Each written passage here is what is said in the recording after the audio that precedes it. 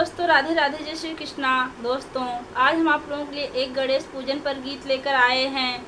आप लोग वीडियो को लास्ट तक देखिए और जैसा भी होगा कमेंट में ज़रूर बताइएगा।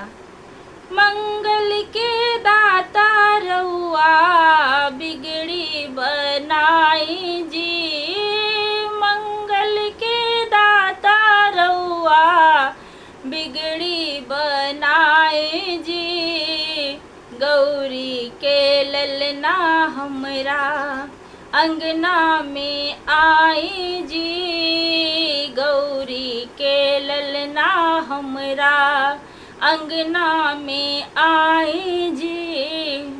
भोग लगाए आके खाई मिठाई जी, भोग लगाई आके खाई मिठाई जी, गौरी के ललना हमरा अंगना में आए जी, गौरी के ललना हमरा। सब देवता से प्रभु पहिले पूजैले हो, सब देवतन से प्रभु पहिले पूजैले हो,